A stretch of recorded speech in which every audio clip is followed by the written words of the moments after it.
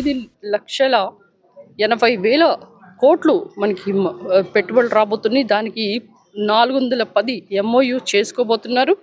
తద్వారా మనకి ఆల్మోస్ట్ 9 లక్షల ఉద్యోగాలు రాబోతున్నాయి. కనుక ఈ వైజాగ్ ప్రాంత ప్రజలందరూ కూడా నిజంగా వాళ్ళు చేసుకున్న అదృష్టం అని కూడా నేను భావిస్తూ ఈరోజు వైజాగ్ నుంచి ఇలాంటి ఈవెంట్ని చూడటానికి వచ్చిన ఎంతో కన్నుల విందుగా మరి ఎంతో ఎగ్జిబిషన్స్ అయితేనేంటి, స్టాల్స్ అయితేనేంటి, అంటే ఆంధ్రప్రదేశ్ అనేది గాడి తప్పిన ఆంధ్రప్రదేశ్ని మరి దాన్ని సరిచేసి ఈరోజు ఒక గ్లోబల్ హబ్ లాగా అండ్ ఆంధ్రప్రదేశ్కి పెట్టుబడులను ఆకర్షించే దిశగా చంద్రబాబు నాయుడు గారు వడివడిగా పరుగులు తీస్తున్నారు. కనుక ఈ ఎన్డీఏ కూటమి అంటే డబుల్ ఇంజన్ సర్కార్ మాదిరిగా సంక్షేమం దగ్గర నుంచి అభివృద్ధి అన్నీ కూడా ఒక పరుగులు తీస్తుంది. కనుక ఇది ఓర్చుకోలేక వైసీపీ వాళ్ళు ఏమైనా రగడ చేయొచ్చు, కానీ వైసీపీ వాళ్ళు ఏంటంటే కుళ్ళు కుతంత్రాలు.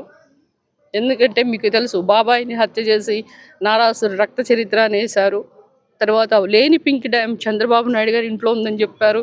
ప్రతిదీ జగన్మోహన్ రెడ్డి గారు కదిలితే ఆయన కారు కింద తలకాయలన్నా నిమ్మకాయలాగా పగిలిపోవాలి. ఆ విధంగా వాళ్ళు యాక్సిడెంట్లు చేసుకుంటూ ఎస్కాట్కి ప్రతిదీ కూడా నానా యాగి చేసి ఇక్కడ పెట్టుబడులు పెట్టొద్దు అనేసి వాళ్ళు రాస్తున్న లెటర్స్ అయితేనేంటి, ఇప్పుడు మీరు మాట్లాడుతున్నట్టు ఈ గవర్నమెంట్ కాలేజెస్ ఏదైతే ఉందో 8,500 కోట్లతో కట్టాలి. వాళ్ళు కట్టింది ఎంత అంటే 1,500